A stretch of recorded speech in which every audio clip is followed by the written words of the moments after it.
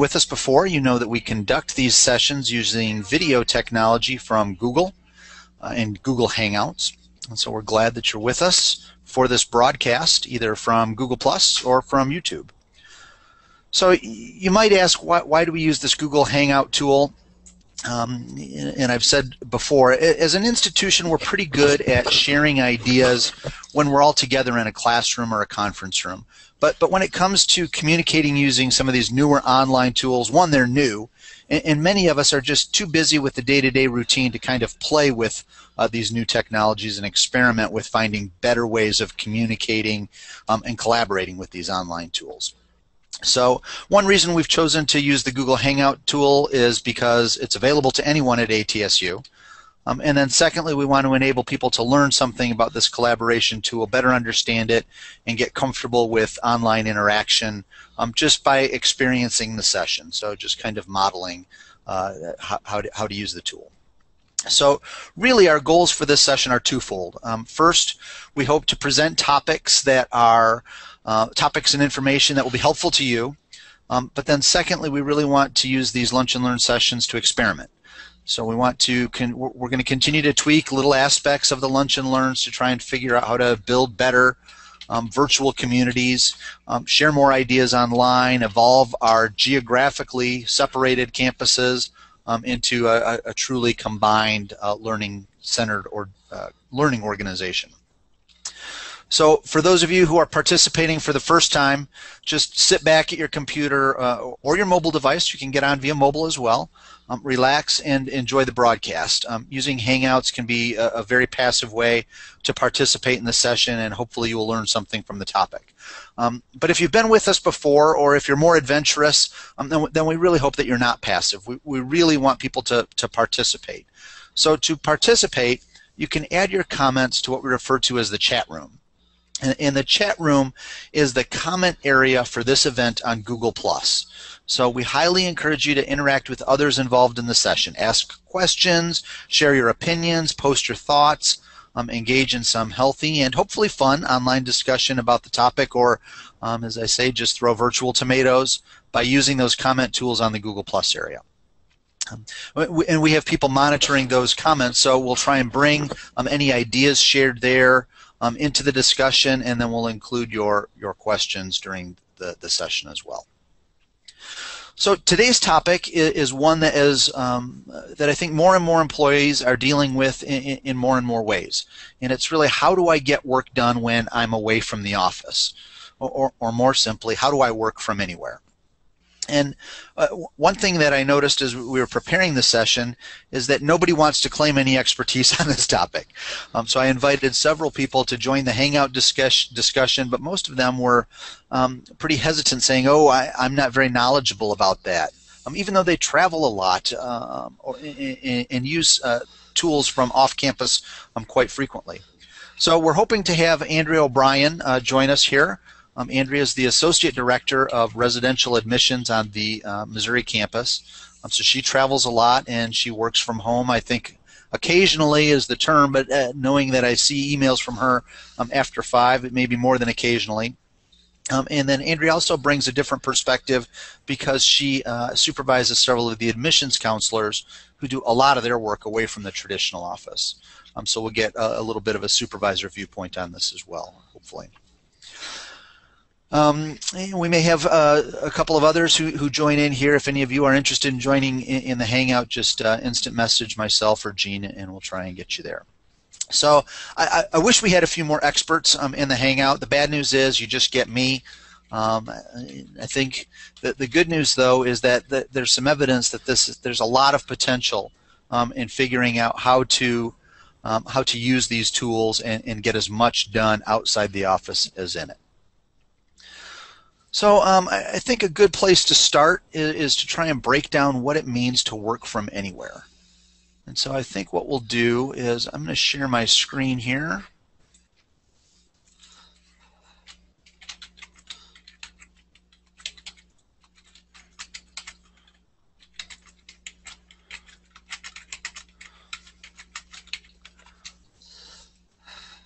And looks like you're not seeing that yet. Hang on just a second.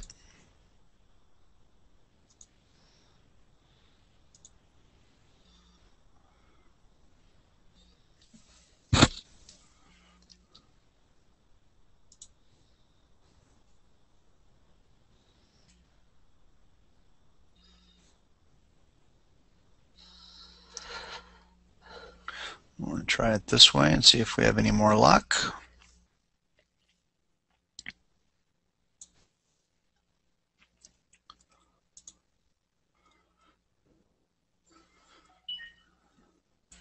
Okay, we are seeing it, Brian. All right, good. All right. So tools for working anywhere. I think what we need to do first is to kind of really define what we mean when we say that we're working anywhere, and what is it that we want to try and get done. I think what we really mean is just getting things done outside of that traditional office environment. So certainly it's the ability to take phone calls and get email, but as the tools improve and the demands on our time increase, it's more than just that. It's really being able to do just about anything that you can do in the office somewhere else. So things like the ability to attend meetings, the ability to share documents, to access reports or specialized software tools, the ability to reference information and to put information into the right place or the right tool without having to jump through hoops. So most of us, well, okay, some of us have had the experience of going to a conference. It's probably those of us who are a little bit older, going to a conference and you bring back a big pile of business cards, and you try, when you get back from the conference, you place those in a Rolodex, so you'd have all your contacts in one organized place. I mean, that's an example of kind of the types of hoops that we used to have to jump through. And technology is increasingly making those types of hoops unnecessary. So we have a variety of services and tools available to help us get things done, and really that's what I'm hoping this session will do, is give a good overview of what some of these tools are and how we can use them. Bob, I see your note here. For those of you who are watching in the little box on the Google Plus stream, there should be an option there to watch in YouTube. So go ahead, and if you look in the bottom right-hand corner of that, you should see an area where you can make it bigger and kind of expand the size of the video window. So hopefully that will help you out. Okay, so I think the first thing is let's figure out what the different scenarios are for anywhere, because the tools and needs are likely very different if we're working in a home office versus if we're working on an airplane versus if we're waiting in line in Starbucks. So let's start with a very common place for most of us to work, which is either fortunate or unfortunate, but that's at home. Okay, and so if we did a little virtual show of hands, how many of us have a home office? I'm guessing it's most of us at least have a place that we consider our home office. And let me advance the slide here. So scenario one, as I call it, is working from a home office, and I suspect it's the vast majority of us who answer email from home, but really the scenario I'm talking about here isn't just the occasional work from home, but really more of a permanent or at least a long-term type solution. So that's the scenario here. It might be if you're an adjunct faculty person, an administrator who's out on maternity leave, or I know that we in ITS have experts who've moved away from the area. We didn't want to lose their expertise, so they're working from home on a more permanent basis. That's really what I'm referring to here in this scenario one, working from home. Now, home obviously isn't quite anywhere, but it's definitely different than working in the standard office. And it's helpful for us to think about this scenario a little bit. So ATSU recognizes that this type of anywhere work is becoming more common.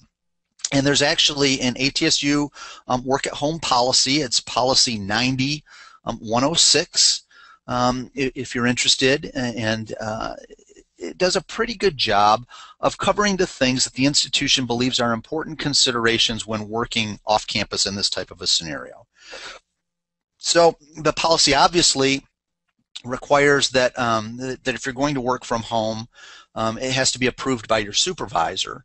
And I believe that the policy actually goes all the way up and requires approval from the president. So there may still be some hesitation from the institution about this type of work, but the policy also states that the university realizes the need to conserve office space and its related costs. Moreover, it's recognized that technology and internet are making a work from home a viable alternative for some positions. So it's the policy of the university to allow certain employees the option of working at home under certain circumstances and with the final approval of the president.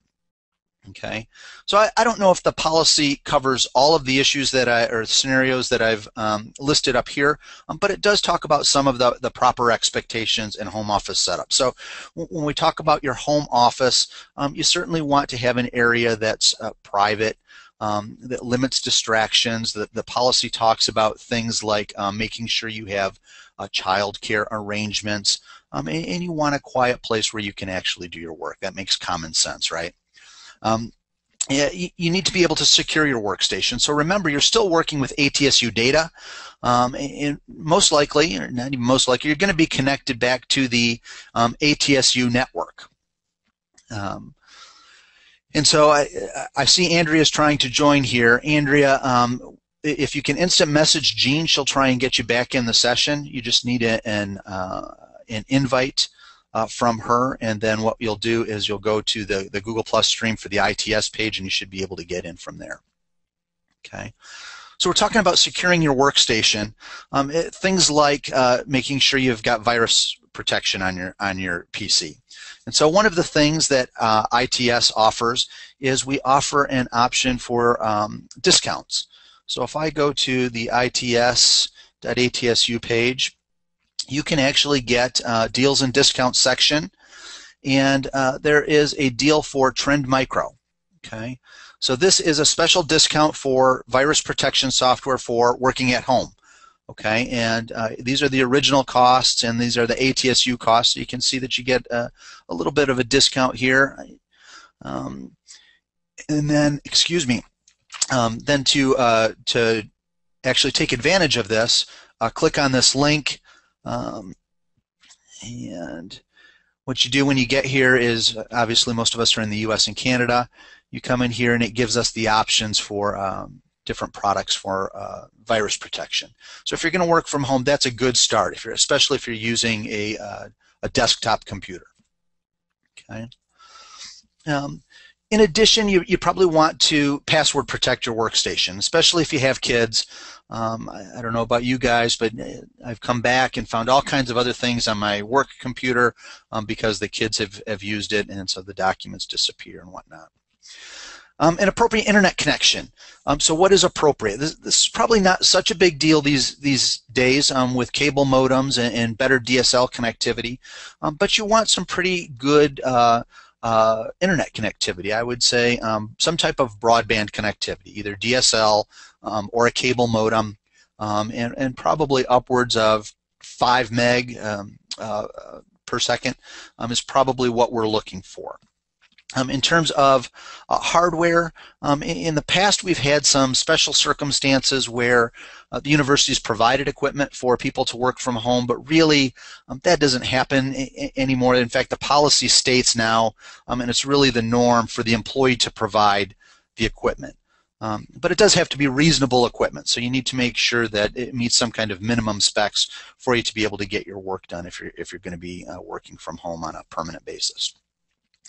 The last thing that people haven't really thought about as much as we probably need to is a phone line. So make sure that your phone line is available for you to talk on the phone or use a cell phone if you've got good connection while you're connected to the internet. So you don't want to have those two overlap each other. And then the last bullet point here are some special software tools, and we'll talk more about these in just a minute or two. But the idea here is that the software tools for this type of scenario will be a little bit different than those in some of these other scenarios. So let's go to a second scenario. of working anywhere. So you can work at home, but I think what most people think of us when we talk about working from anywhere is working from a hotel or working while traveling is probably the more generic term. Okay, and I think this obviously would handle working from a hotel or an airport, but I'd also put the occasional working from home in this category. So it's not like you're there 8 hours a day, 5 days a week, a couple hours in the evening to do things that you need to get done. You don't want to go back into the office. That's the scenario that we're talking about here. And really we're talking about people who have a laptop, and maybe you're visiting relatives or doing something over a holiday weekend. I would put that in the same kind of category. So it's really more akin to traveling than it is to that first scenario.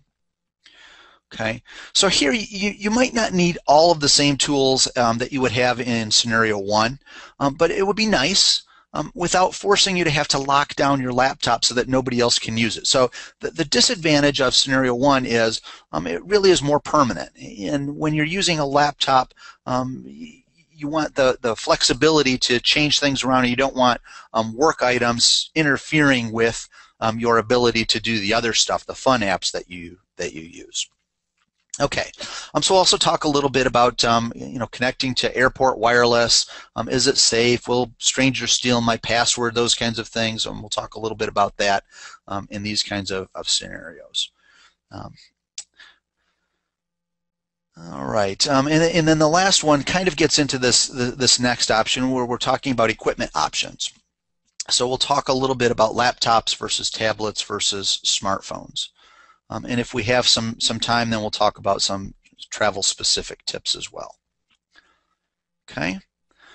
I'm going to just pause here quick and ask Jean, anything from the chat room that is coming in? No, nothing has come in. I have resent to Andrea O'Brien. I was sending to the wrong email. She is A.L. O'Brien. So hopefully we'll get her in just a bit. Okay, good. Good. All right, so let's keep going. The last scenario, or the kind of the third point on the spectrum, if we talk about working 8 hours a day, 5 days a week, versus working while traveling, is what I call working on the go. Okay, and this is really working in those short bursts. It's typically with a smartphone or maybe a tablet, but you're waiting in line at the grocery store, you're at the kids' football game or something else, and you want to get some things done. Might just be answering email, but probably more of us want to do more than that, or want the ability to do more than that. It's nice to be able to update a document sometimes when someone sends it to you. Increasingly, we can do things. In the past we've done conference calls, but increasingly we can do things like video calls, where we can use tools on mobile devices for things like video conferencing. And then, of course, I think most of us are familiar with more and more. There are specific apps that take advantage of things like the cloud that really don't require much stored on your local device, that we can use in this work-on-the-go type scenario. So that's kind of the spectrum. We've broken down these scenarios, and now let's kind of dig in and talk a little bit about some specific needs. So the first thing that most people ask about is how can I get to my files? How can you get to your files? And that's followed pretty quickly by how can I get to my apps to do something with those files? So the internet and the cloud have made it easier in a lot of ways. So if you think about the days when we used to have things like group-wise email, and there were certain features that you could only use when you were in the office versus when you were using the web version.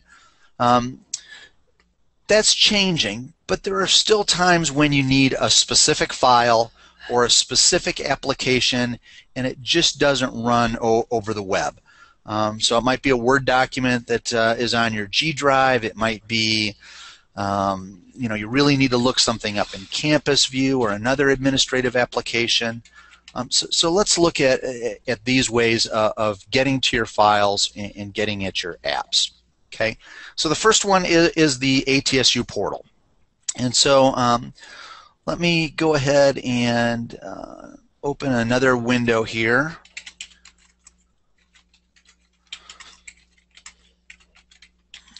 Make sure that you're following me with it.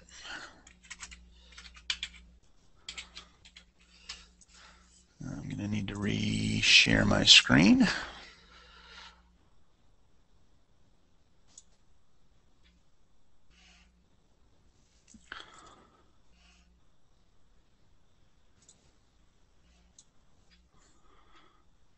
Okay. Let's maximize that. Okay. So hopefully everyone is familiar with the portal. You just go to my.atsu.edu. And we're going to log in here.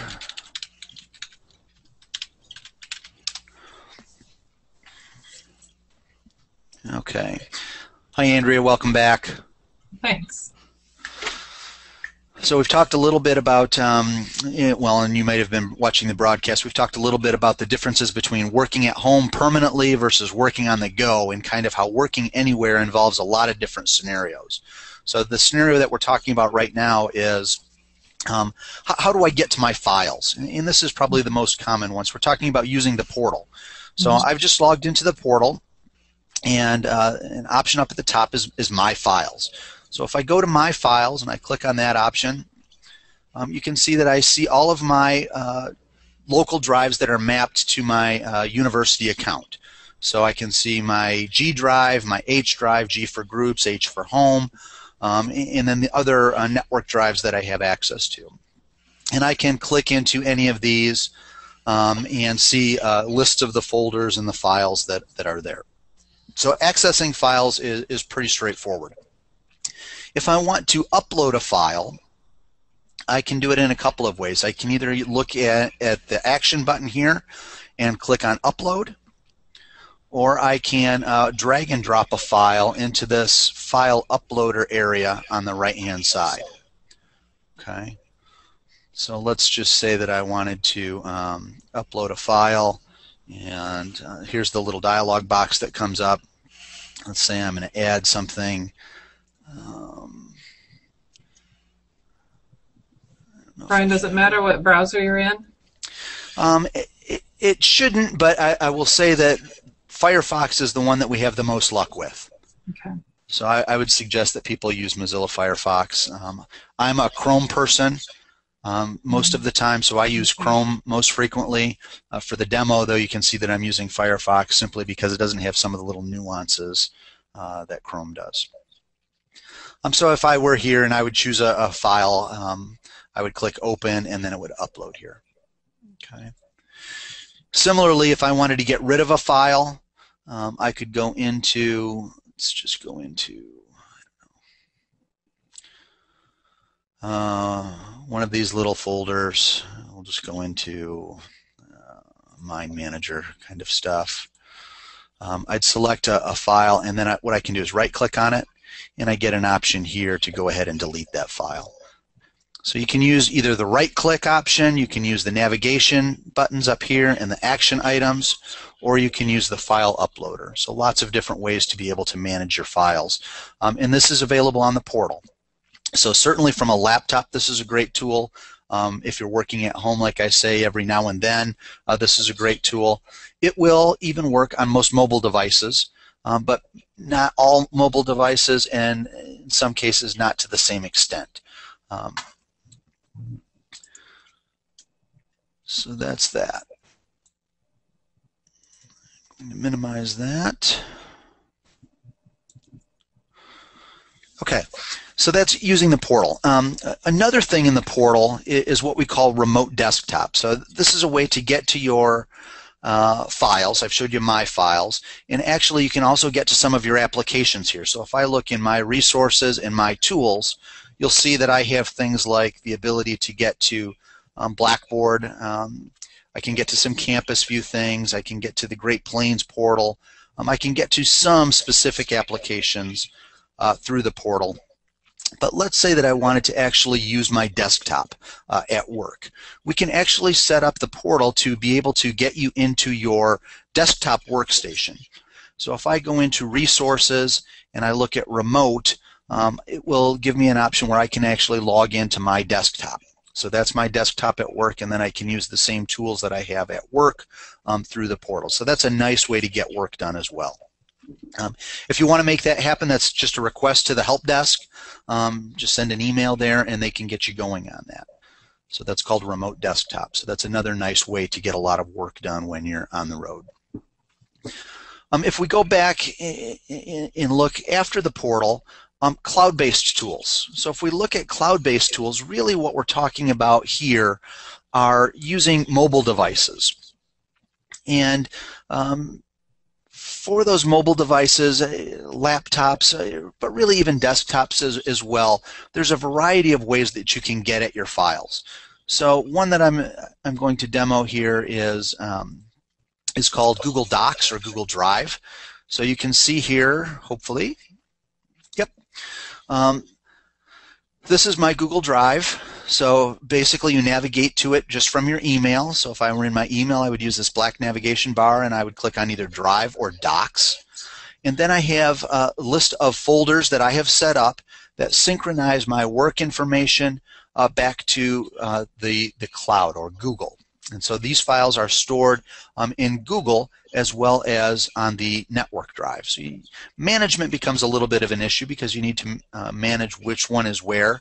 But you can use some automated tools so that these will automatically sync as well. Okay. So Google Drive, if I wanted to create a new file, I can do that. This is another way to actually use applications. So rather than using Microsoft Word, I could, at any local workstation that I was at, log into my Google account, and I could create a document, a spreadsheet, a presentation, any of those types of Microsoft Office documents directly from within Google. And so that kind of eliminates the need for me to carry Microsoft Office around with me, around on a laptop with me. Let's say that I'm at a conference and they've got some kiosk type computers. I can go to the kiosk and create a quick document if I need to and email it in or share it with someone else. So that's a nice way to get some work done while you're on the road. If you need to share files, you can also upload them here. So this button right here is an upload button. If I click on that, I can either upload files or folders. If I click on Files, it gives me a window that most of us are probably pretty familiar with where I just select what files. I'll upload them to my Google Drive, and now they're accessible to me from any computer that has internet connectivity. Okay. So again, I'll pause here. Any questions or thoughts, comments coming in?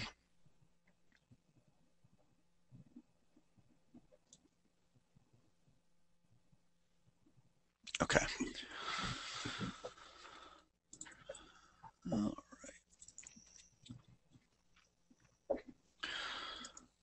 right. Other cloud-based tools. So we talked a little bit about Google and Google Drive. Another one that's very popular is Dropbox.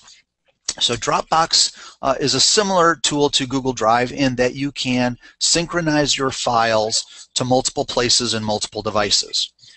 So Dropbox is just dropbox.com. What you'll do is you'll download the application both on your computer at work as well as your desktop at home, your laptop. There's even an app for it on your smartphone or iPads. In this case, you can see it down here in the bottom right-hand corner. It's the little box, blue box. And if I click on that, it brings up my folders that I have associated with my Dropbox account.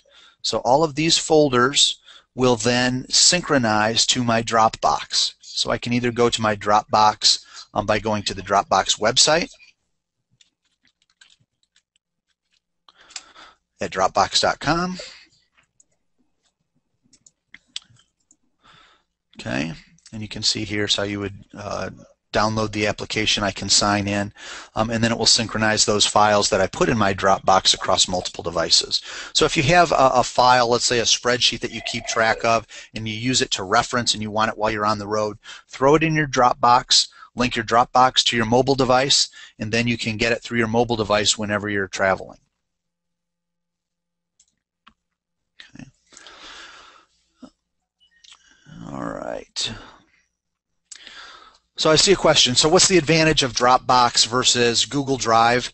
I wouldn't say that there is an advantage to one over the other. In fact, I should rephrase. I would say there's an advantage to one over the other. I would suggest using Google Drive. To me, it does the same things that Dropbox does.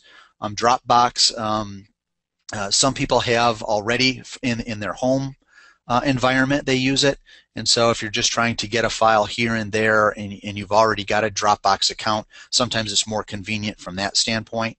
But if you're just starting from scratch and trying to use a tool for most of your work and you try to keep your work life separate from your home life, good luck, then I would suggest using Google Docs. So I hope that helps, Bob. Okay. Other cloud tools. In addition to those that are good for sharing files like Dropbox, Google Drive, and another one is Evernote is another popular file sharing tool. There are apps that you can download specifically to your mobile device.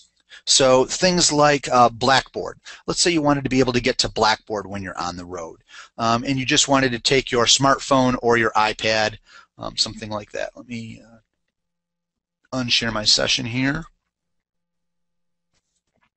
Okay, so you've got your iPad. There's an app that's called Blackboard Mobile Learn. And what Blackboard Mobile Learn will do is it will give you access to your Blackboard. Let's see if you can see it there. It is the one in the second row, and it looks like the second column. So hopefully you can see that. That's what it looks like. If you go to the App Store, just search on Blackboard Mobile Learn, and you can download that app. I'll go ahead and open it up here. It's going to ask me to log in.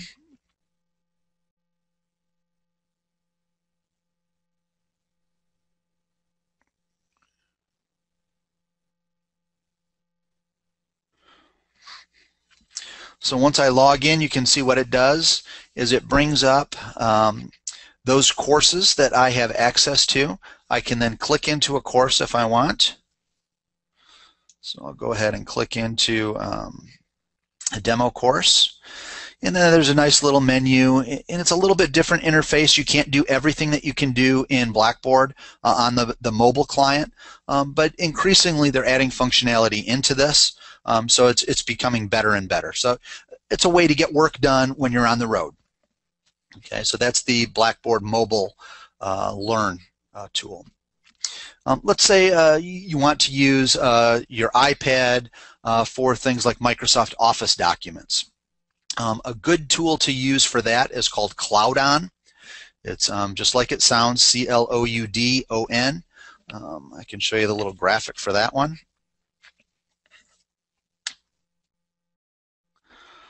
So if I look at Cloudon, it's in, again, second row. Looks like a little cloud. It's right over here. Okay.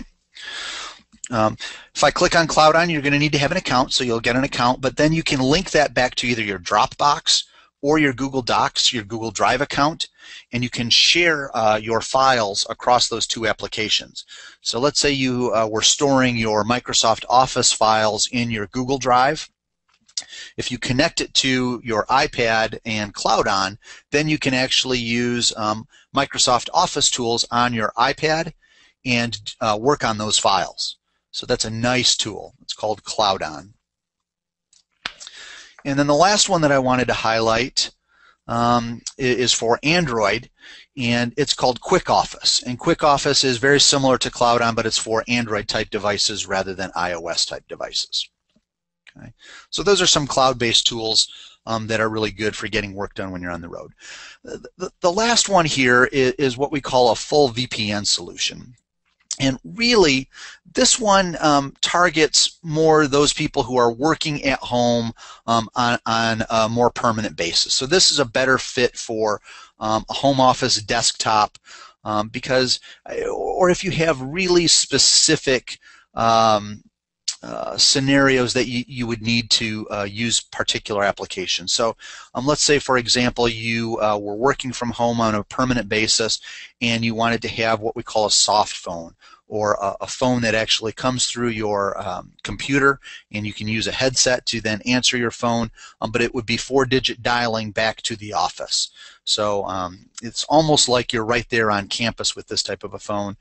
Your peers or your colleagues can dial you with a 4-digit extension. It pops up on your computer. That requires something like a VPN. A VPN would also, another good scenario for a VPN would be if you have a situation where you're working from home but you need to print information in the office that, let's say, a secretary or administrator then takes and processes. The VPN is a nice solution for that type of situation as well. The downside with it is it tends to, or it can tend to, overtake certain applications like on a laptop. So if you're going to put it on a laptop, there's some a learning curve associated with how to use that VPN and understand just what the impact of it is on some of your other applications. So it's really not a good fit if most of what you're doing is fairly standard type web browsing, using web tools, or using the office tools that I just showed you from the cloud. Then the full VPN is probably not the right tool for you. But I think it's important that people know that it's out there. So what we're going to do is we're just going to do a quick show. To download the VPN, you basically need a client or a little piece of software that runs on your desktop. And to get that, you would just go to HTTPS, and it is remote dash, and then the campus that you're associated with. I'm going to use Arizona here. So I click on that, and then you'll see that you log in. Oh, I'm probably not sharing, am I?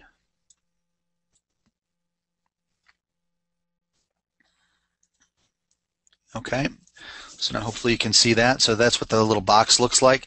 It's called Cisco AnyConnect, I believe. You'll put in your ATSU user ID and password, log in, and it will take you through a series of downloads to download that client for you and set up the VPN. So it's fairly straightforward.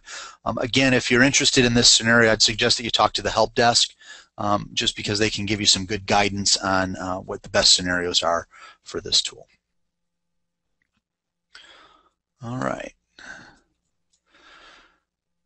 I'm going to kill the screen share again, and looking to see if there are any other comments or updates. Gene, anything from the chat room, or Andrea, anything else? Looks like Andrea had to bow out for a second. Gene, you see anything coming in? Oh, you're muted.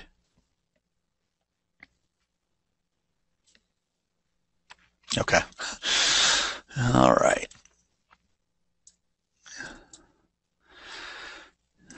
All right, so let's go back.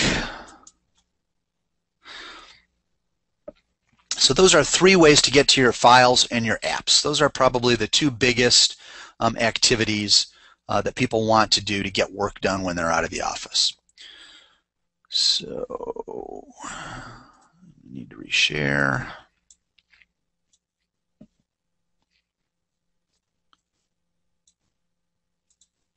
Okay.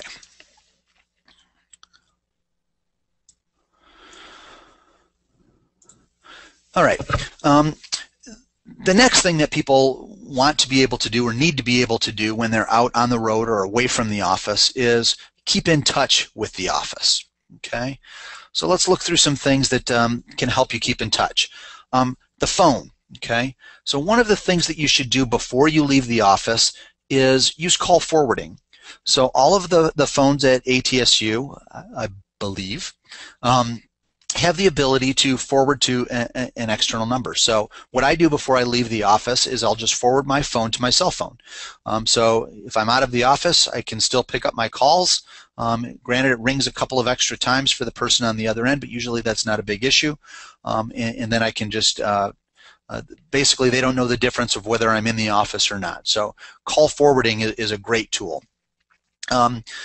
Also associated with your phone, especially a smartphone, is making sure that you're syncing your contacts and your calendar with your mobile phone.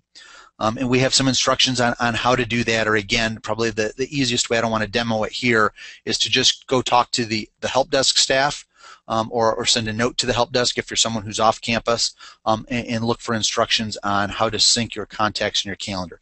That can be done with either iOS devices or with Android devices, and it's a fairly straightforward process. These days it keeps getting easier and easier. So you want to make sure that your contacts are all synced up. The last thing for keeping in touch that's phone related is the ATSU directory. So again, if I go back to the portal, hopefully people are aware that there is an ATSU directory tool that's available, and it's under Resources, My Tools, and ATSU Faculty Staff Directory or Student Directory. If I click on that, I get a listing of people, ATSU employees, and their phone numbers and email addresses. So this comes in very handy when you're away from the office. Basically, you search just by putting in someone's last name, and so you can see we've got John McMullen, Bob McMullen here. Okay. One of the things that's a little bit aggravating with this is that it is through the portal. So there's a conversation that's going on now about whether we could move this directory out into the public side, so that it would just be on our website. So if you think that's a good idea, please let us know in the chat. We're going to continue to kind of approach that and see if we can't make that happen. And then you wouldn't have to log in through the portal. You could just get that through any public device. Okay. All right, so that's the phone. Welcome back.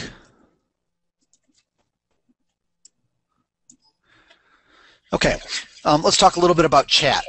Chat is something that we use in our office within ITS every day. I'd argue probably every hour.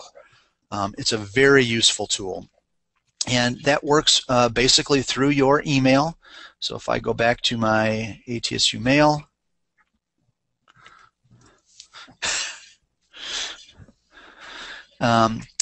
you can see on the left-hand side is a list. It's loading up for me here, and hopefully you can still see that. Yep, a list of people that are ATSU contacts or other contacts. I can instant message with these people day in and day out. So this is from a laptop. This tool will work. There are clients for mobile phones as well. So yeah, so Gene, you can see it pop up on my screen here. Gene is chatting with me. We're going to just pop this out. I'm guessing that this is fairly familiar to people. I'm hopeful that a lot of people are using this in the office, but what it's not so familiar is its use outside of the office. So when I'm traveling, I'll use the same kind of a tool on my smartphone or on the iPad to be able to instant message back and forth with people and really keep in touch quickly with other people in the office. So from the iPad standpoint, there's a tool that's called imo.im that I use that does a good job. You can integrate it with several different chat clients, but that's a good one if you're an iPad user. And then on the Android platform, just the Google Talk tools are great for being able to keep in touch via chat. So in addition to chat is video conferencing. So now if we take kind of the combination between the phone and the chat, increasingly there are video tools. So the two that I think most people are familiar with, or one that people are most familiar with, is Skype or FaceTime. Those are probably the two biggies that are out there. But now this Google Hangouts that we're using is also available on your mobile device. So I mentioned at the top of the session that you can get on to the video or to the Hangout through your mobile device. So increasingly, if you want to participate in a video conference, you can set up a Hangout. You know you're going to be on the road. You can just use your mobile phone. I won't say that it's perfect yet, but it's getting a lot better. And so you can actually share documents with people, which really brings us into the last bullet point there, which is collaboration. And again, when we looked at Google Docs, we could really dedicate a whole session just to Google Docs, and we probably will at some point.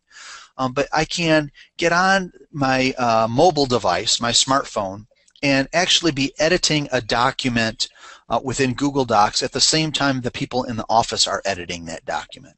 And so we can share information that way as well. So a really good tool for getting things done when you're on the road is Google Docs. All right, any other questions on that one? Andrea, do you guys use Google Docs at all for when the counselors are on the road? We use Google Docs extensively for editing documents. We have one right now where we're basically trading information around the office for tracking some data. We're trying to figure out a way to integrate a form into there's a way to integrate a form into the Google Docs to dump the information in there, but the form isn't necessarily always accessible as easily as we'd wish it to be. So, and then the Google spreadsheet isn't necessarily as sortable in terms of where the information dumps to, so, or once it dumps into there. So we're figuring some of those more complex things out, but we use Google Docs all the time. All the time. Yep. I see more and more people using it, and I'm still amazed at the number of people who don't know about it. So that's why I pop it out there. Okay. All right. Let's go to a few travel-specific tips and tools, and then I think we'll close it up from there. Some things to take. One of the things that I've noticed, I guess, as I travel is that a lot of the times some of the best tools are not really technology-based tools. So things that I throw in my backpack are an extension cord. It's relatively small and compact, but you'd be amazed at how often when you're in an airport, there's not a seat next to the plug and you can just kind of move it. And then I also take a three-plug expander. And that actually has won me many friends. When you can see someone kind of circling around the one power source that's there, and you say, hey, do you want to plug in? And you pull out, and I'll show you what it is here. So it's just this little device here, you know. And I actually use the one that's only got the two prongs on the back, so that if you are in an older place and they don't have the grounding, like a hotel a lot of times, or a bed and breakfast type place, you can just use that. So those are great tools for getting work done. You can charge things up. You can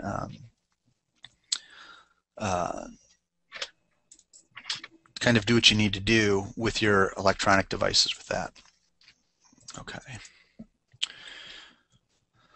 One other thing to mention, if you're going to be traveling and you're taking a laptop and you don't you don't know if you're going to have internet connectivity or wireless at the event, we do have some Sprint Wi-Fi cards. It's basically just a little card that you can use to connect to the Sprint network and use Wi-Fi that way. Those are available for checkout from the help desk. So I want to mention that. That's a nice tool for getting things done. Let's see. Looks like I didn't get the last updates here on my slides. A couple of tools that you might want to think about for just trip management. One is called Tripit. Tripit is a nice tool. Again, I'll just go there quick. Yeah, we use Tripit extensively. Do you? Yeah, for all of our travel, we all are connected to each other, and we put all of our itineraries, all of our schedules, all of our flights, hotels, cars, any meetings that we have, any people we're meeting with, we have them all loaded in there. And then before we're done, before we leave for a trip, we share it with our colleagues within the office so that if at any time they need to reach us, they can look on there, see where we're at. And if we're not responding right away, they can look and see, oh, well, they're in a presentation, so they're not going to be free until 4 o'clock this afternoon. Yep. So, but we use it extensively. Yeah, Tripit is a really nice tool. It's available on your smartphone as well as on the desktop. Yeah. And so it'll help you, check in, manage all of your arrangements, know where your next meeting is, click a button so that you can say, map it for me. It's really a nice tool. Yeah, and if you have to set it up a certain way, but you can set it up so that any hotel or flight, any confirmations that you have from any of your travel reservations, you can forward that to plans@tripit.edu, or I'm sorry, plans@tripit.com, and that will then sync it to your, it'll go directly into your itinerary. Right, so it matches up your email address. Your email address, and then that way you can also have it so it syncs it so that if it sees one in your email that you haven't forwarded on to them itself, it will actually forward it on itself and go ahead and sync it up. So that way, if there's a change, and if I've had this happen where the airline has notified me of a flight change, and so they'll send a revised itinerary, and I didn't always catch it, but the Tripit synced it for me. So it went ahead and uploaded that in. Now when it uploaded, it said I had 2 conflicting flight times, and so but that told me I needed to go in and resolve which one's the right one. So it's pretty slick. Yep.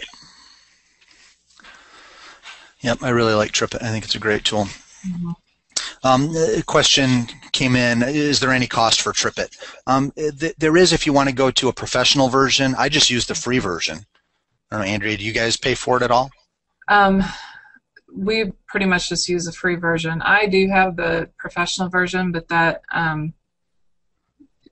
it's, and it is nice because it will give you text messages and it will send you on the spot notifications of any changes. And again, that helped me once when I was flying back from a conference. I had a layover in Chicago and my plane was late coming in, and then there was a gate change, and my gate change was way on the other side of the airline or the airport. So I actually was able to make it, but if I didn't have that notification, I would have missed my flight. So yeah. Yep. So I would say the free version is really good. If you're a hardy traveler, you might want to upgrade, but if you're an occasional traveler, and I would say I'm probably more than occasional, and I find the free version does everything I need it to do. Yeah, it's really, the reason I have it is because I had a free, basically a trial, and I didn't cancel it in time, so I have it because of that. So. Yeah. All right, we're coming up on 1 o'clock. And I'm sorry, the question was about the Sprint cards for wireless. No, those are available, the cost of Sprint cards for wireless.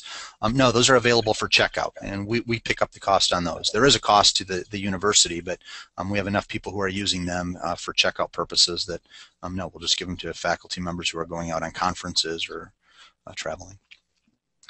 The last thing I wanted to talk about was security, and I guess real quick. A couple things to think about, and you'd think that it's common sense, but believe me, we've replaced units that, because people haven't adhered to this rule, lock your room, lock up your car when you're traveling, especially if you've got devices right out there in the open. We've had to replace devices when people haven't done that. So that's a big one in terms of physical security.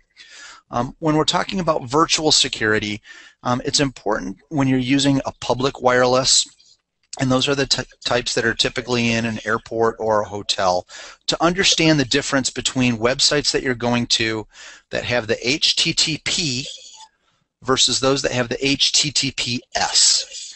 And what that S means is that it's secure. And so what that means is that the information that you're passing back and forth to that website is encrypted as it's being passed. So I always try to stick to the HTTPS websites when I'm traveling and using public wireless. It's a good general rule. The last point on public or on security is when you're on a public computer, like in a hotel executive conference center or at a conference with the kiosks, make sure that you log off. You don't want to leave your information logged in because that can be very dangerous, and we've run into a few of those too. So I think that's about what I wanted to cover. Gene, any other questions that are coming in, or anyone have anything specifically that they're mailing to me? Okay. Andrea, thanks for helping out. Sorry that we had some trouble getting you in early, and sorry that we started a little bit late. We're still trying to work out some of the bugs, but it's getting there. And then I want to put in a little plug. We're back in a couple of weeks with the next session. So we're not on next week, but the following week, and we'll send out the notice. Please let other people know so that we can get more people in here. Let us know what the topics are that people are interested in. So we're actually going to send out a little survey on times. We've heard that Thursday is not the best time for a lot of people. So we're going to try and look at the times and adjust that a little bit, and then the topics as well. Do a survey and try and get information on that. We're actually going to create what's called a Google moderator, and what you can do then is actually go in and vote on what topics you're most interested in. So watch for that. Anyway, that's it for this session. Thanks much. Appreciate it. No problem. Thanks, Gene.